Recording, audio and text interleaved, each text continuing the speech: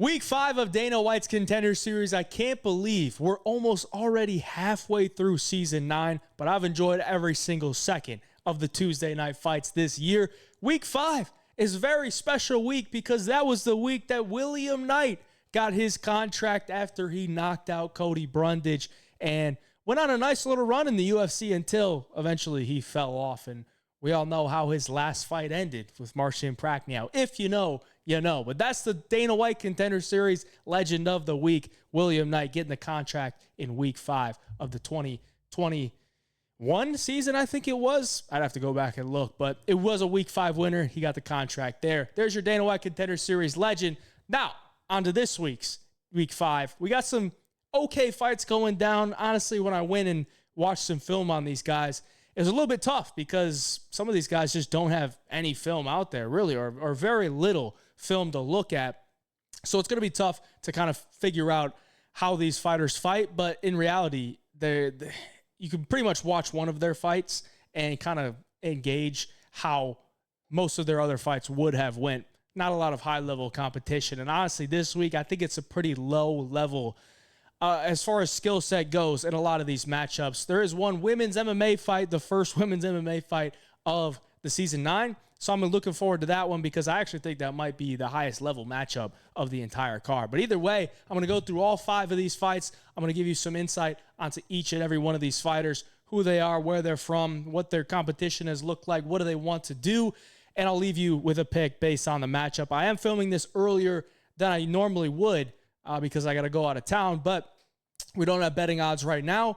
I'm interested to see if anybody watching the video would be interested in doing like maybe a little live stream, quick live stream Monday night, and talking about Dana White Contender Series once we get some odds. So if you're interested in that, let me know down in the comments below and we can get into the breakdown. But before I do that, I got to thank you for all the support on the Dana White Contender Series videos. We reached 11,000 views on last week's Week 4 video with over 300 likes. Let's get that up to 400 this week. So please hit the like button for me if you haven't already before we get into the breakdowns. And if you forget to do it, you could do it after the breakdowns as well. But I appreciate all the support. That's a big milestone for the channel. So I appreciate everybody. Moving on.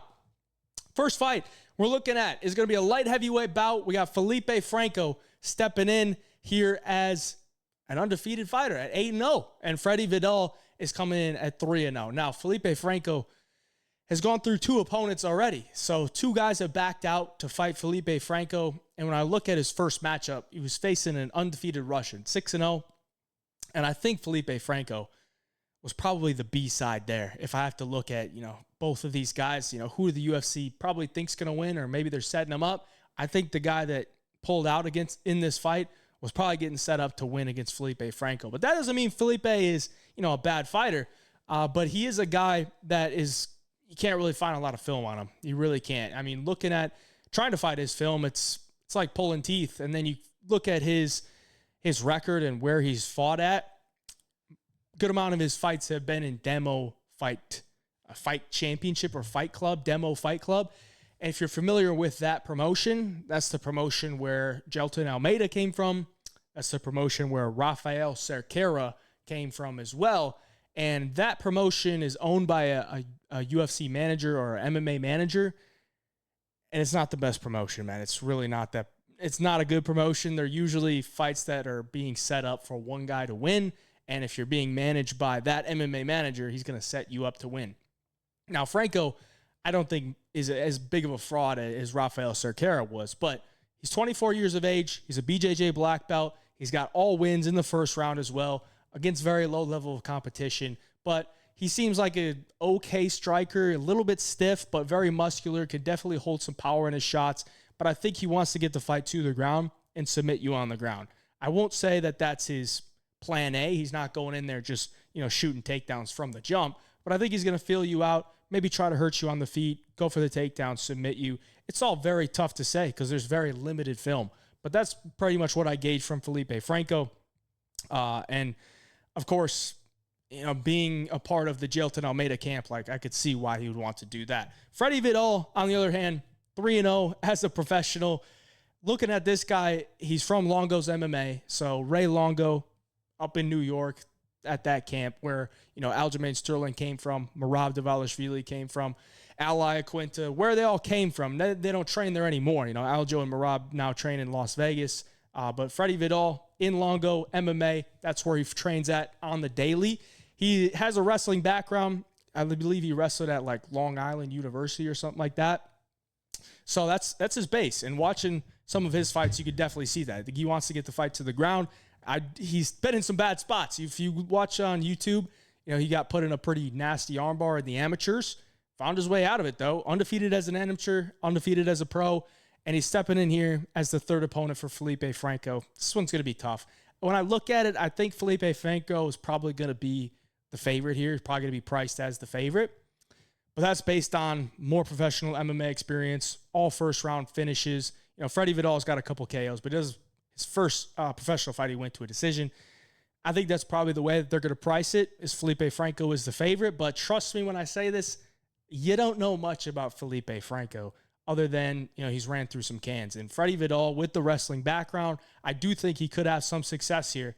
But with the BJJ black belt that Franco has, maybe that BJJ black belt comes in handy. But we also saw Rafael Cerqueira from the same camp, from the same promotion, claim he has a BJJ black belt, and Julius Walker pretty much wrestled him up for the entire 15 minutes in his last fight. So BJJ black belts aren't all the same when it comes down to it, but he does have it. So there you go. I'm going to pick Felipe Franco for now because I think he's going to be the favorite. But once I see those odds, then we can get a different grasp on it. Moving on, we got some lightweights here. Chasen Blair coming in and trying to get a UFC contract for his second appearance on Dana White Contender Series. He was on the Contender Series last year. They brought him in against Cody Steele, and he got knocked out in the second round in a fight that, I didn't really think he had a great chance to win, and he didn't really do anything that impressed me in that fight either. This guy is a Cage Warriors truther. I mean, he's 7-2 in Cage Warriors, and I don't really think he's anything special. Most of his fights in Cage Warriors, it's not even like, he's getting on main cards and people are hyped up to see him. It's almost like he's kind of a Cage Warriors journeyman. And I kind of want to relate it to a guy we saw a couple weeks ago that fought Marcio Barbosa. I'm blanking on his name, but if you know that the dude that fought Marcio Barbosa, he's kind of like the same guy. Journeyman on Cage Warriors who is able to pick up wins, but when he fights a decent level of competition, he loses. Now, I'm not saying he's a bad fighter. He's 26. He could definitely improve. But I don't really think there's anything where the UFC's like, we want this guy. We want this guy to win. I think they brought him in the Contender Series against Cody Steele because Cody Steele's opponent had pulled out prior to that fight. And they brought him in, and they're like, thanks for taking this against a highly touted prospect. We'll give you another chance on the Contender Series next year. And what did he do since then? He picked up one victory. It was a round one rear naked choke. Got it done against a guy that you're never going to see coming close to probably the Contender Series, let alone the UFC. So Chasen Blair, he's decent overall. Like, not a bad striker, but not a good one, and fairly tough on the feet. Not really going to be... He's not chinny at all. I mean, the shots that Cody Steele put him out with weren't exactly like a bad durability thing. I think he's very tough, but I don't really think he has a lot of skills. And he's been submitted on the mat as well with a knee bar to Ahmad Hassanzada, who was on the Dana White Contender Series as well, but he fought him in Cage Warriors. So that's Chasen Blair, man. Just not impressive to me. Samuel Sanches, on the other hand, also can't really say I'm that impressed because this guy is another guy that's part of the demo fight team or the demo fight club. Same manager as Felipe Franco, who we just talked about last time out. Part of the Rafael Cerqueira, Jailton Almeida camp, who pretty much, he's beaten a bunch of cans. So he's 22 years of age. He's beaten a bunch of cans. Now, he does have a fight out there that you can watch, and he knocks a dude out in round one on YouTube. That's cool, but it's a very short fight. Doesn't really tell you much. He's a good athlete. He has some power in his hands. I think his grappling's okay, but there's nothing that you can really take away from it that could tell you that this guy is going to be something or he's not. Now, I'm tempted to, take Chasen Blair here, but I do think Samuel Sanches at 22 years of age is still going to be improving. And even though these demo fight team or demo fight club, whatever they're fucking called, even though these demo fight clubs fighters aren't fighting anybody good, they still have guys in the training room that I do think is going to be good for these younger type of fighters, these young athletes, these 22-year-olds, the 24-year-old Felipe Franco that we talked about in the last fight. So I'm going to take Sanches here. I think he's going to be the favorite when it comes down to it on the odds as well. I would be interested to see where they price it at. I think Sanches might be like minus 150, minus 170, somewhere around there. But all of it is like, it's kind of a guess. You know, it's really hard to look at this fight with Sanches and have a good read on him because there's just not a lot of film out there, and he's been fighting cans. But he does look like a good athlete, very explosive, and does have some power in his hands, and I think that might be enough to beat Chasen Blair, who's been, you know, beating cans on Cage Warriors as well. So give me Sanches for the pick here. Moving on to the featherweights. This is one that I can dive a little bit deeper into compared to the first two fights with two guys that we couldn't really talk too much about. But Teague coming back to the Contender Series as well. He fought in the Contender Series last year against Kevin Vallejos. He took the fight on short notice, and he had actually had a fight not too long before that against Austin Lingo, ex-UFC fighter, and he had knocked out Austin Lingo. So that was a very impressive win for Teague, and then he takes the fight on short notice to fight Vallejos, and Vallejos ran through him like a hot knife through butter. Like, it was not much of a fight, but Teague still showed like a pretty good durability, pretty good chin. It was just too much. You know, once Vallejos got his boxing going, there wasn't really much that Teague could do. Just showed levels in the boxing there, did Kevin Vallejos. And since then, he's had 3 fights, 2 MMA fights, 1 boxing fight. He's won all 3 of them. And here he is, facing on Lerryan Douglas, who's 12-5. So, I mean, it's not a pretty record, but I do think he's been testing himself against some pretty good competition. I mean, he's 6-2 to the KO, so he's been knocked out a couple times. He's been submitted a couple times. This guy's been a professional for 12 years. 12 years back, dates all the way back to 2013. I mean, he's been in the game for a very long time. He hasn't had as many fights as you would expect for being in professional MMA for 12 years. But I think his most recent changes, being under Cub Swanson, has really showed in his last few fights. He's on a 4-fight knockout winning streak since he had lost by knockout the fight before that. So he's 4-1 in his last 5, but on a 4-fight knockout winning streak. Just beat Miles Johns' brother, Elijah Johns, and the fight before that. I mean, his knockouts are pretty beautiful, man. He is kind of a flat-footed striker who's going to stalk forward, not going to throw a lot of feints, but he's ready to pounce and he's ready to throw. Sharp hands with his boxing. He'll throw some feeler leg kicks out there. He's not really looking to offensively grapple too much. And, you know, his last 4 fights have worked out perfectly with the knockouts, finding the knockouts. There are some concerns for me, maybe not in this fight, but maybe in future fights if he does get a UFC contract, is he can be a little bit low volume and he can be a little bit waiting for the right opportunity to throw his hands. Teague, on the other hand, is kind of the complete opposite. He is willing to walk forward, put pressure on you, and he's going to throw a ton of volume. He's going to be in your face, and he's going to rely on his durability to outlast yours, or just take your shot, fire back, or just fire back and take whatever you have to throw back at him, and he's just going to keep firing. A lot of forward pressure. He's pretty good cardio, pretty big for the weight class as well. And, you know, I just don't really think he's fought that many good fighters. You know, he had the knockout win over Austin Lingo. That looks good. But other than that, his level of competition is fairly low. He trains in Mobile, Alabama, compared to Lerryan Douglas training with Cub Swanson at a very good camp and a rising camp at that. And I think Eduardo Chapelin that we saw last week is at the same camp, and I think that camp is improving a lot. And I think Lerryan Douglas has improved a lot over the last 4 to 5 years of his career. So I'm going to lean towards, you know, Lerryan Douglas. I'm going to take him to win here. I think he's probably going to be a favorite as well. More professional MMA experience. I think he's fought the better level of competition. He's got knockout power. I don't think his ground game is going to be a problem here against Teague. So I'm going to take him here for the pick. I think he'll be a favorite as well. Moving on to the women's MMA fight. I think, like I said at the beginning of the show, this is probably the best, or at least the highest level when it comes to skill set relative to their weight class fight of the night. You know, kind of a weird way to say that, but I think Shanelle Dyer is a pretty good prospect for women's MMA, and I'm watching Carol Foro, and I think Carol Foro is going to be a fun fighter in the UFC as well. I think both girls are UFC levels, kind of what I'm trying to say here. Shanelle Dyer, 6-0, is a very big girl at 125, 5'6", 64-inch reach, filled out as well, very muscular, very physical. She's 24 years of age, trains at Great Britain top team. She's had 3 fights in the PFL and the PFL Europe scene that they have going on.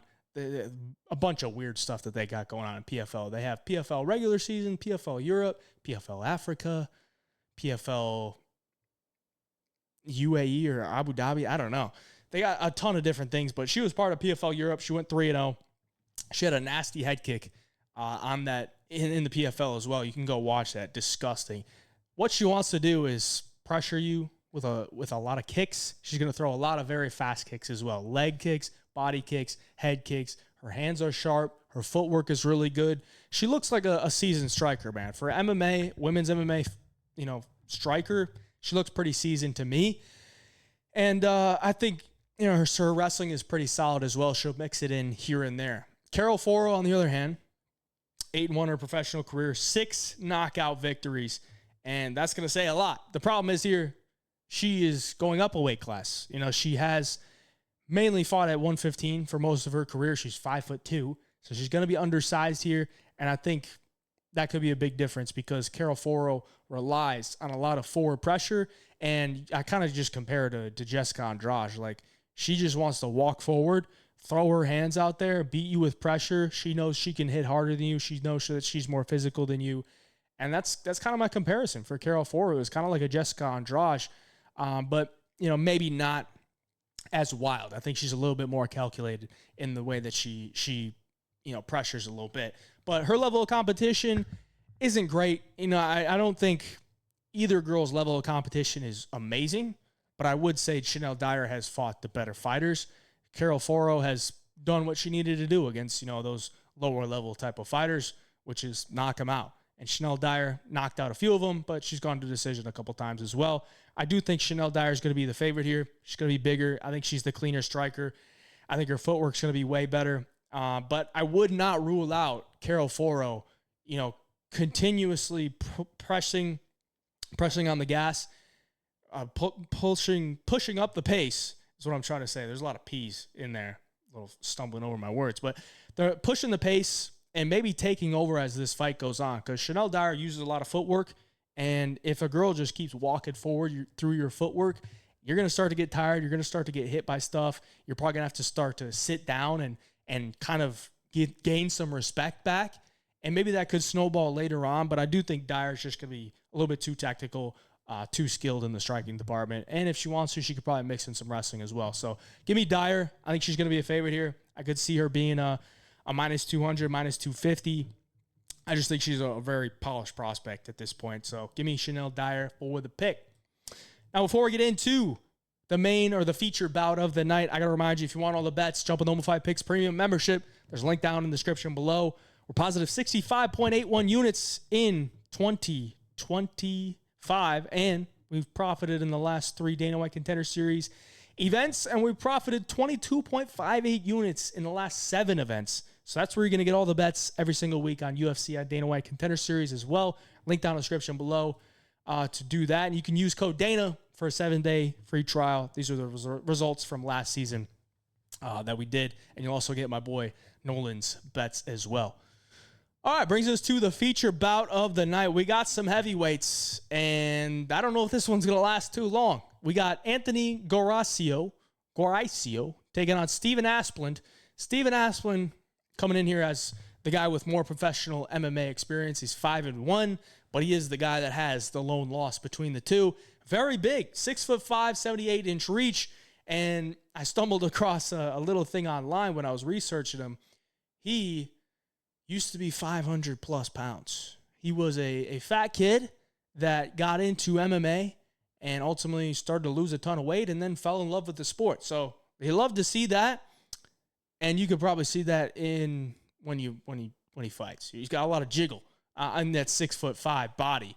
But he is arguably I think his cardio is actually pretty good. You watch some of his fights, he's not really knocking dudes out clean, early on, he's mostly outlasting him and kind of TKOing him once they start to slow down. He's not a bad striker. Like, I think his jab is pretty solid, but he does kind of leave his chin up in the air, kind of has a little bit of tall man defense. His takedown defense doesn't look that great. His overall ground game doesn't look very good. And obviously, with his lone loss being a submission, he got grappled up in that one. He's been taken down in other fights and I don't want to say TKO, but ground and pounded on the ground as well. But I don't really know if the ground game is going to come into play here against Anthony Guarascio, because Guarascio is a guy that just wants to go in there and swing hands. He is the definition of a brawler. And he had a big victory his last time out against Bailey Schoenfelder as an underdog in Cage Fury. Bailey Schoenfelder was a massive favorite on the Contender Series last year, and he lost via ground and pound. No, it was a club and sub on the Contender Series. He got dropped by this Ukrainian kickboxer and ultimately gave up a submission on the ground. So it was a club and sub. I actually cashed in, fading him at like crazy odds by taking this random Ukrainian in round one at crazy odds. And then Schoenfelder goes on back to the regional scene, fights Guarascio and gets KO'd in round 1 too. But before that, Schoenfelder was looked at as a pretty good prospect and probably should have won and been in the UFC. But either way, Guarascio knocks him out. That's a good win to have under your belt, and that's pretty much what he's done, every fight except for one of them. He's knocking guys out in round 1. Now, the weirdest thing about Guarascio is, you look at his Tapology. This guy had amateur fights in 2012. Like, he was an amateur when he was 18, 19 years old. Like, he was 18 years old when he was an amateur in MMA, and he was losing a bunch. You go back and watch some of those fights. They're actually on YouTube. You can watch them, and he's getting ran through. Like, he is not a good MMA fighter, but he's 18 years old. And then he takes a ton of time off doing Lord knows what, and he comes back tatted up, heavyweight. He's doing some kickboxing in amateurs, and then all of a sudden, in recent years, he's a pro MMA fighter, and he's knocking everybody out. Super weird to be like an amateur at 18, losing, and then go back to being a professional years later. It's just looking completely different. Wild stuff there. But Guarascio, big power, and I think what's going to happen here is they're going to be standing. The ref's going to say, let's fight. And Guarascio's going to go in there with his wide little stance, and Steven Asplund's going to throw a jab, and Guarascio's just going to start swinging, and he's probably going to clip him with something and probably going to knock him out. Now, if the fight does extend, I do think Asplund can probably take over, because I don't really know what Guarascio's cardio looks like. I don't think he's been past a minute and a half in his professional MMA career. It looks like he carries a good amount of weight, carries a good amount of muscle. I don't think his striking is very good. If you listen to any interview from Guarascio, this dude thinks he is hot shit. Like, he thinks he is going to come into the UFC and be a champion within a year if the UFC gives him enough fights. I'm like, dude, let's hold your horses. You're 3-0, basically 4-0, because of the no contest. He knocked him out anyway. I'm not really sure why they didn't give him that one. I think it might have been for like marijuana or something, but dude, you're 4-0. You're knocking out, mostly regional guys that shouldn't even be in the sport. Your last win was good, but you were an underdog to do that. I think he's got a lot of confidence, which is good, but we got to pump the brakes here. I do think he gets a knockout on Asplund, because I don't think Asplund's defensive striking is very good. I've seen him in some pretty bad spots on the regional scene as well, but I will say this. If the fight does get extended, I think Asplund probably has better cardio and could maybe TKO him if this fight gets into round 2, but I don't really see it hitting round 2. I think Guarascio is probably going to land his shot and probably going to put Asplund out and probably get a UFC contract. So give me Guarascio. I believe he's going to be a favorite as well. That's going to do it for the breakdown. I appreciate you for watching. Like the video for me before you leave. Subscribe to the channel if you're not already subscribed. And stay tuned, because we might run a little live stream Monday night before the card. The night before the card, Monday night, just to talk about some betting odds and stuff like that. Maybe I'll call up a guest and we can talk about it. But I had to get this video out to you guys before I travel, or at least I had to get this recorded before I travel, so I could get you guys that on Sunday. Appreciate y'all. Till next time. Hey, Jai Picks.